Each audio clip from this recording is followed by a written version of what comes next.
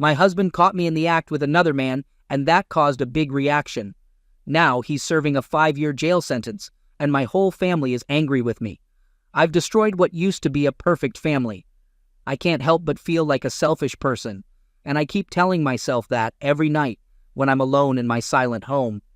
My children are not living with me, and my ex-husband has good reasons to hate me. My immediate family is divided, and I can't stop hating myself for my actions back in 2015. I recently turned 39, and have to admit that I took my ex-husband for granted. My ex always told me I was beautiful, wanted to be close, took care of me, and treated me as an equal, not like a queen or princess. We were high school sweethearts and each other's one and only, and it felt right. My family loved him, especially my brother who looked up to him. My ex was a good man and always helped people in trouble. We were married for 20 years by then and had 2 headstrong boys together. At that time, our daughters were in their teenage years, and I gained weight, which made me feel self-conscious. However, my ex-husband still thought I was beautiful and we rarely argued, but when we did, it usually revolved around closeness and my unwillingness to try certain things in bed, even though I wanted to. I just wasn't feeling it, and he got that. When I turned 39, my birthday party was all about showing off the new me. I had been hitting the gym doing yoga and Pilates all year long. I worked hard and went from weighing 180 pounds to a fantastic 135 pounds. It was a total transformation for me. I used to be a bit on the chubby side, so having a tight and fit body was totally new and exciting. My ex-husband also joined me at the gym, but he wasn't as dedicated as I was. He managed to drop from 260 to 225 pounds and started shaping up too. He couldn't keep his hands off me, but for some reason, I just wasn't in the mood for closeness. It's not like he didn't try, though. We went on dates, danced together, and took regular walks. He was helpful around the house, and I could tell he still loved and desired me after 20 years together. Any woman would be thrilled to have that kind of attention, but mentally, I wasn't feeling it at that time. I thought maybe I was going through early menopause because we only had closeness a couple of times a month, and once I was satisfied, I was done. But he wanted more, and no matter how hard he tried, I just wasn't interested. So, my ex-husband suggested couple counseling, but I turned it down, showing my selfishness. Soon after my birthday, a younger and attractive new manager joined my office, and he seemed interested in me for some reason. At first, I ignored him, but then we started chatting casually. Eventually, he started flirting, but I showed him my wedding ring. However, after 2 months of continuous flirting, I started flirting back, sharing details about my life, and couldn't stop thinking about him. Looking back, I realize it was an emotional affair, but at that time, I was caught up in the excitement. My ex-husband sensed that something was off with me, and we had a heated argument about it, which I believe I started. During the argument, he tried to kiss me, but I unconsciously looked disgusted because I was thinking about the other man. A week later, I met the new manager at a cafe, planning to tell him to back off and end things. But before I could say anything, he kissed me, and my mind went blank. That marked the start of our 6-month affair, during which I did things with him that my ex-husband had wanted from me. I was much more excited and willing to be close with someone else. It felt like the newness of the situation made me always want to be in the mood. Even though my ex and I still had closeness, it wasn't as frequent. I started pushing him away and finding fault with small things, and I even treated him poorly. Looking back, I'm ashamed of how I acted during that time. It wasn't until my brother visited me and revealed that my ex had confided in him about feeling depressed and considering separation because he thought I didn't love him anymore. That woke me up, and I realized I needed to change. I immediately ended the affair, quit my job, and decided to make my husband feel loved and wanted again. I was determined to be a better wife. Then, my affair partner came to my house with a box of things from my office, and we talked. He wanted to know what he did wrong, but I told him I needed to fix my marriage. I asked him to leave, but he insisted on one last time together, and foolishly, I agreed. We ended up in the bedroom together. I'm not sure how long we were doing it, but when he was on top of me, something suddenly pulled him back aggressively, and there was a loud bang. I sat up and saw my ex looking at me, while my affair partner was on the floor with a hole in the wall. I tried to talk to my ex, but his eyes were red and teary, and his lips were trembling with pain. It made me feel disgusted. My affair partner tried to leave, but my ex warned him to stay back. Then my ex attacked him, and I screamed and cried, begging my ex to stop. I got desperate and jumped on my ex's back, but it only resulted in me getting slammed to the floor. Everything got blurry for a moment, and words sounded muffled. When I came to, my ex had my affair partner on his side and was on the phone. I couldn't do anything but stare at my affair partner's swollen face and the blood and teeth on the floor. Then there was a loud bang on the door, and my ex put the phone on speaker, slowly got on his knees, and put his hands on the back of his head. The door swung open, and the police barged in, handcuffing him while paramedics rushed in shortly after. I later found out he had called 911 on himself. Things went downhill fast at the hospital.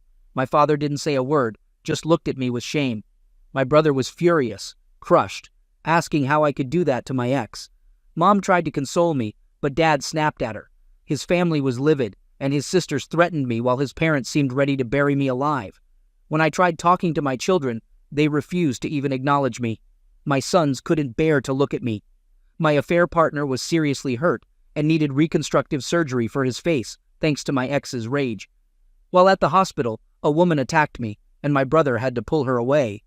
Turned out, she was my affair partner's wife, and I had no idea he was married.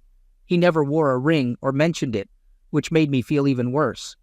As the trial approached, my boys stayed with their grandparents on my husband's side, and my girls wouldn't talk to me. My ex didn't want to see me either. I tried to visit him at the county jail, but they wouldn't let me in. So my brother made sure my ex was transferred to the correctional facility where he worked, keeping an eye on him. When I asked my brother to pass on a message for me during the trial, he lashed out and told me to go to hell. It had been 3 months since I last saw him, and the anger in his eyes hurt more than anything I could have imagined. He had always looked at me with love, even when we were mad at each other, but during the trial, it was pure hatred. I had to excuse myself and cry in the restroom. As the days passed, I had to painfully recount every detail of my affair for everyone to hear. When I mentioned how long it had been going on, my ex looked crushed, and my father couldn't bear it, so he walked out of the courtroom. During my ex's testimony, I learned that he had planned a surprise lunch and a romantic weekend getaway for us to the Catskills.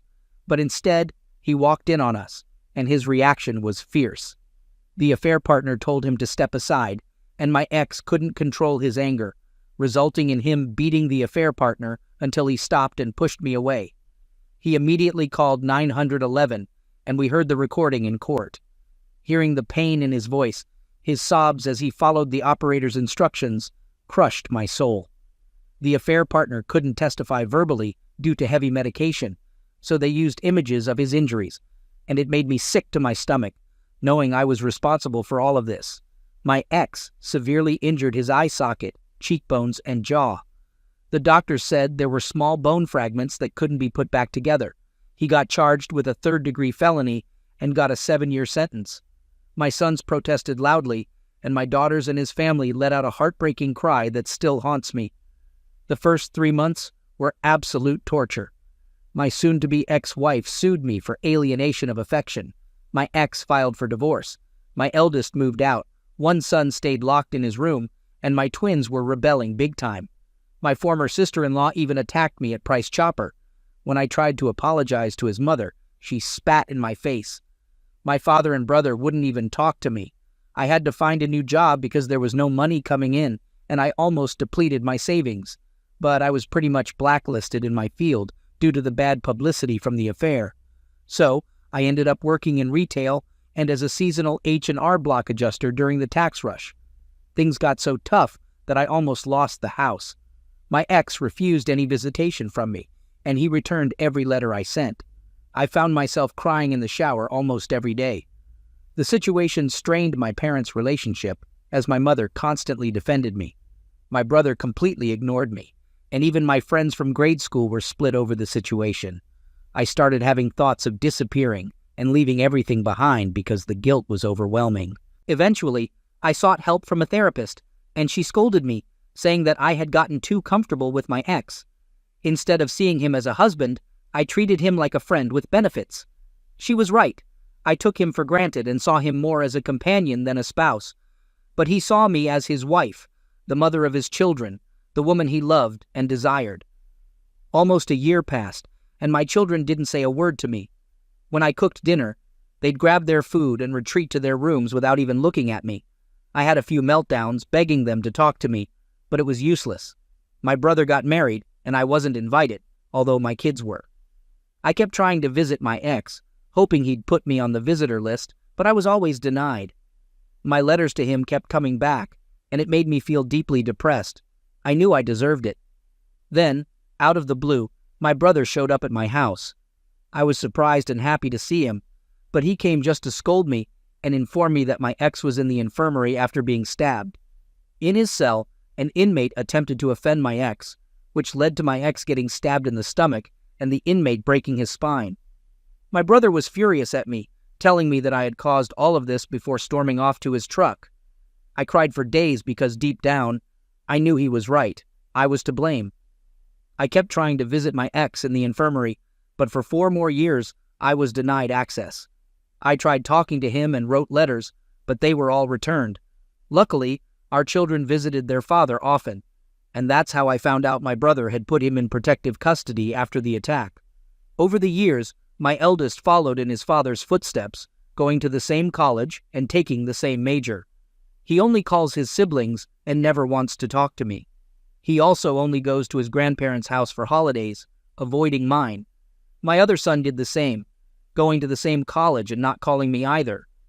My twins were tough on me, but they still visited their father weekly, which seemed to improve their mood. And when they got too rebellious, their uncle put them in their place. But even with all this, my brother and I barely spoke. I tried to visit his wife when they had their first child, but I was asked to leave. My mother kept me updated on what was happening in their lives, so at least I knew what was going on with them.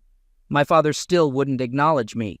Then, in early May of this year, my kids seemed happy, and my sons came back home. I didn't know why, and I didn't care. I was just glad to have them around again after months of them avoiding me.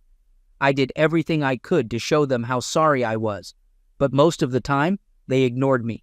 However, they started talking to me, and that made me really happy. It felt great to have conversations with them and know what was happening in their lives. I found out my eldest was dating a woman for over a year, and my second-born was on a college track team. Even my girls started talking to me again, but it made me hate myself even more for what I had done to them.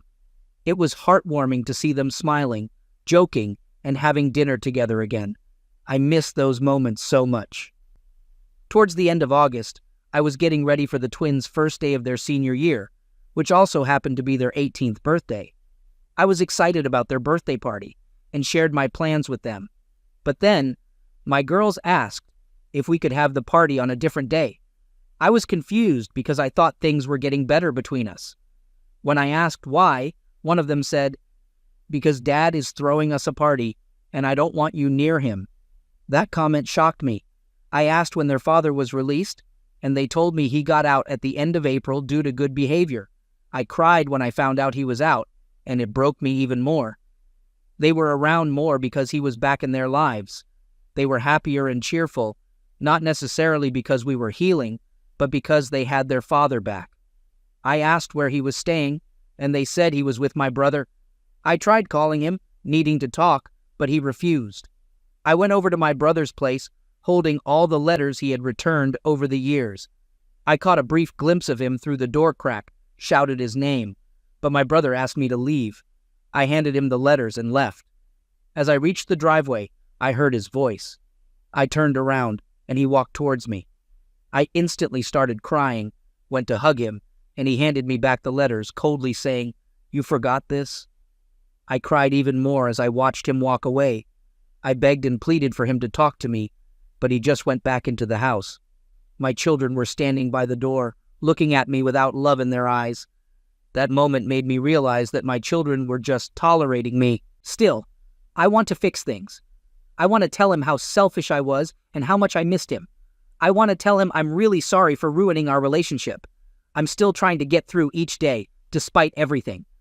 I found out from my mother that my ex-wife visited my ex 2 years ago and has been coming around to see him. I don't really care about that. I just want him to forgive me somehow. I want him to talk to me, be with me, and look at me the way he used to.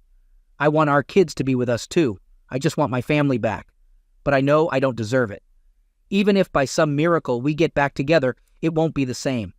I was selfish, and I wish I could undo it all. Second story. Recently, I discovered that my ex had a flirty relationship with one of her managers at the restaurant where she works.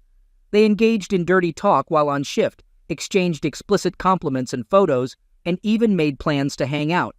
When I found out, I confronted her and asked her to stop texting the other guy and block him. However, when I checked her phone again, I realized she hadn't stopped. In less than a day, she responded to his texts on iMessage, continuing the cheating. What hurt even more was how she described getting caught by me as funny and amusing.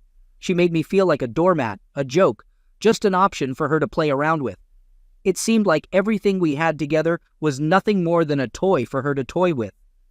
Feeling humiliated, ashamed, and shocked that she could talk about me like this to another man, I decided to take action. I posted incriminating screenshots of her conversations on her social media accounts, Instagram and Snapchat stories, because I had access to them. I also sent those screenshots to the guy she was cheating with and her boss at work, since he was another manager at the restaurant. Additionally, I sent them to her mother because she was texting this guy while I was helping her mother move to her new home. The guy responded immediately, but her boss and mother haven't replied yet. Later, she called me to apologize for the situation, but the damage was already done, and I told her about what I did to get back at her.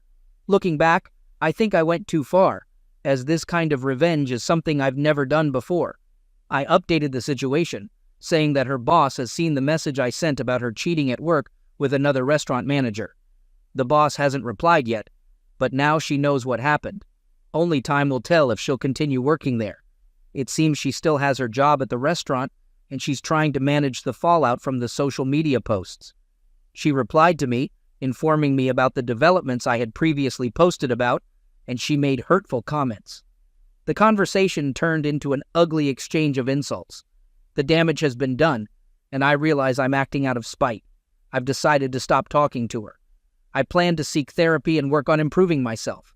I didn't expect things to escalate like this, but I appreciate all the advice I received.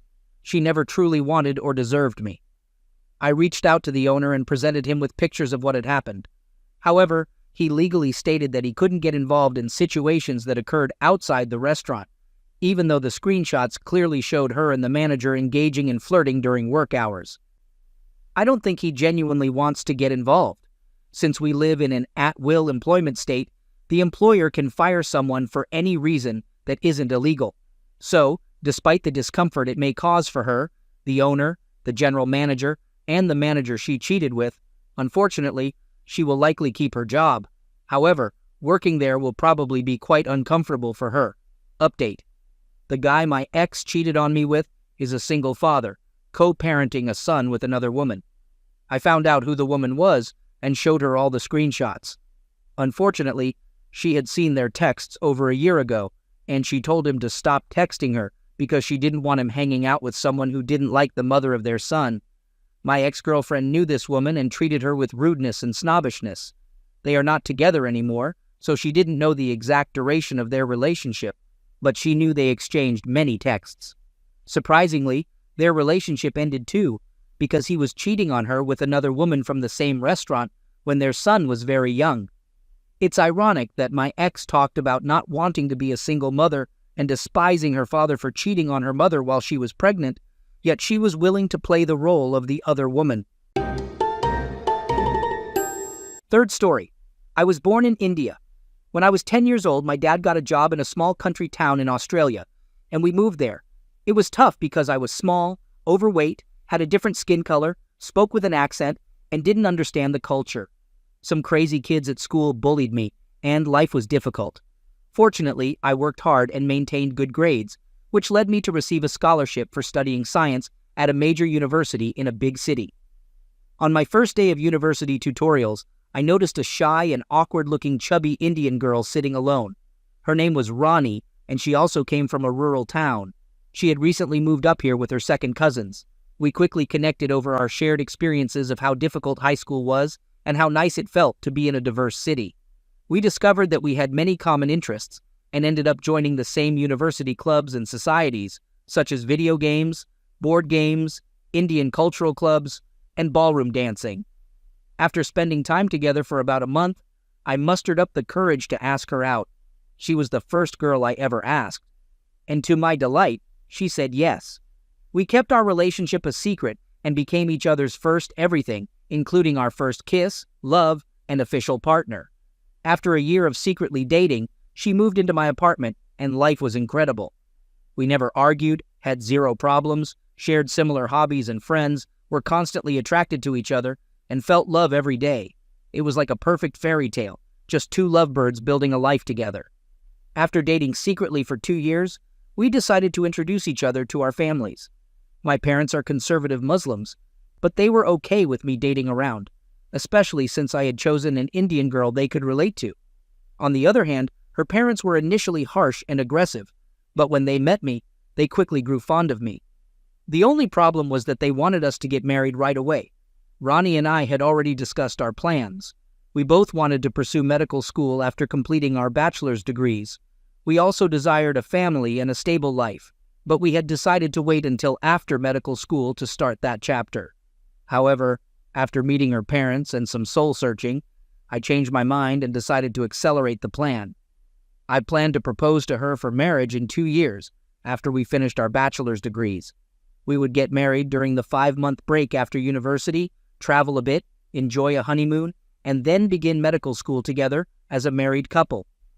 During this time, I also decided to work on myself by losing excess weight and becoming the attractive groom she deserves. Both she and I were overweight, but our weight didn't bother us, and we found each other attractive regardless. Nevertheless, I wanted to improve myself and become the attractive man she deserves to be with. Ronnie initially supported my weight loss journey. She liked the new me, the increased energy and confidence I had gained. After a year, I had lost 30 kgs and reached my ideal body weight. I started working out and building muscle mass. However, as I transformed, Ronnie became more insecure about herself. I constantly reassured her that her weight wasn't an issue for me, but we began having more fights. She was annoyed that I cooked my meals and didn't eat out with her as much. I spent a lot of time at the gym and she felt I was too attractive for her. I kept reassuring her, but things only seemed to get worse. With 1 year to go before graduation, I discussed my plan with Ronnie's father. I asked for his consent to marry Ronnie with the understanding that we would get married after graduation to avoid wedding stress while preparing for medical school. He happily agreed. 8 months before graduation, Ronnie started acting distant and strange. I sensed something was wrong, initially attributing it to the stress of med school exams and coursework. However, after 2 weeks of coldness, I discovered a suspicious messenger message on her laptop from another guy. Ronnie had this friend who resembled the dumb, overweight brother from the show My Name is Earl. He was socially awkward, annoying, and lacked cultural awareness. He was overweight and had a persistent bad body odor. He was part of the same clubs as us, including board games, video games, and anime. While going through Ronnie's Skype messages, I discovered that she had been complaining to him about our relationship for the past year. Earlbro had expressed his love for her a few times, but she turned him down. 2 weeks ago, Ronnie and Earlbro must have cheated on me. Earlbro wanted Ronnie to break up with me, but she was saying it was a mistake and asked him to be quiet about it. I was furious when I found out, so I immediately packed my things and printed out the messages as evidence. I informed my landlord that I wouldn't be renewing my lease. I texted Ronnie that I knew about her betrayal, and we were through. I quickly moved most of my belongings, though I didn't have much since most of our stuff was hers, to a friend's house and asked my friends to protect me from Ronnie. Well, Ronnie discovered what happened and became extremely angry. It seems she rushed home and noticed that my belongings were gone. She went to our mutual friend's house and broke down crying. She attempted to contact me, but my friends deleted all her messages and so on.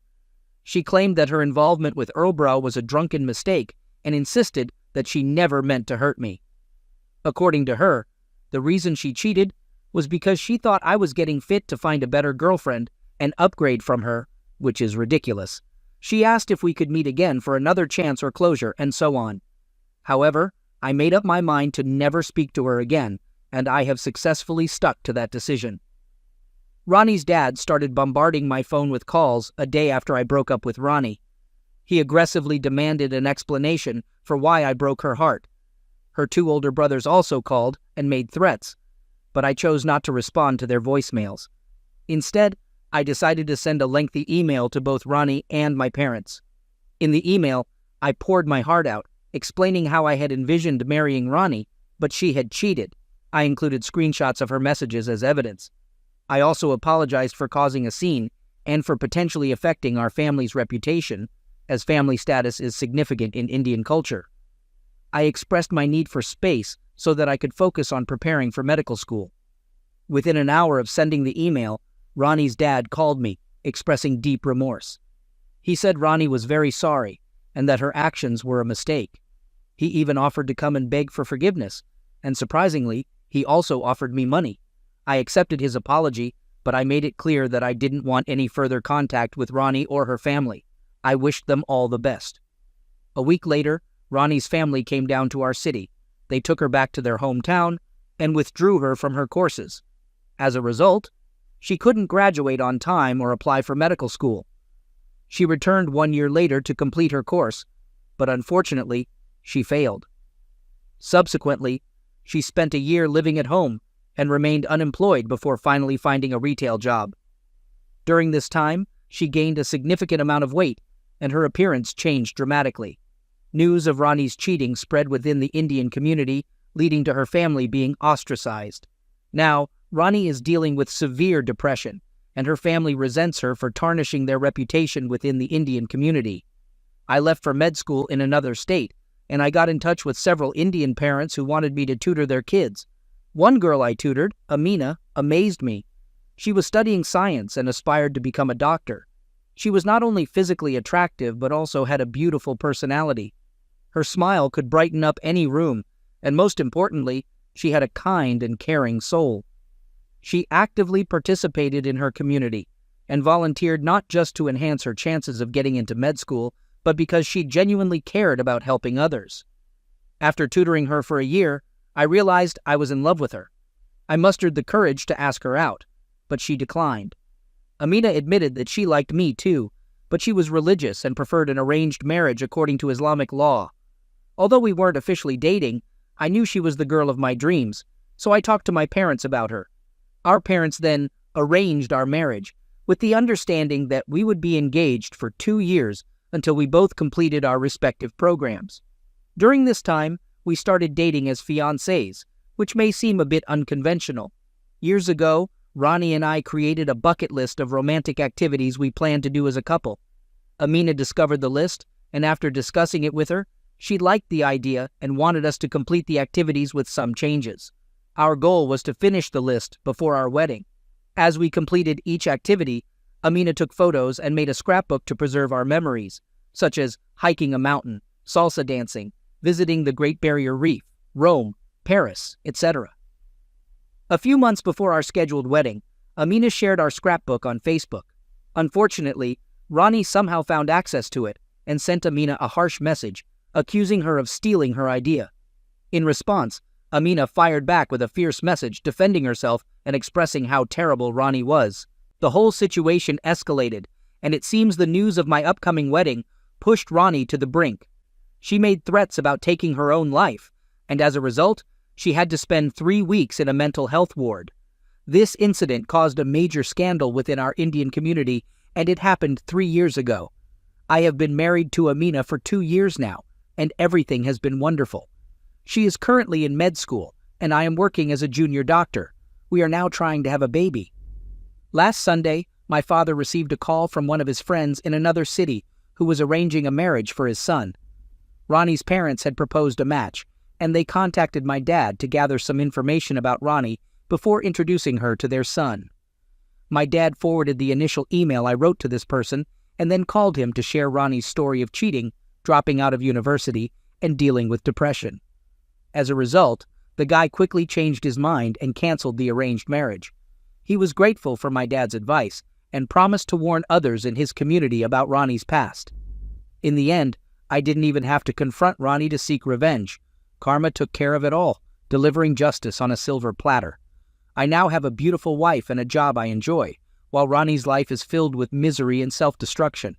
It all began with my desire to lose weight before proposing to her, and though it might not be considered pro-revenge, I find some satisfaction in the outcome. Perhaps those who are struggling with love might find some comfort or joy in reading this and seeing karma at work. I'm just passing on the message of karma.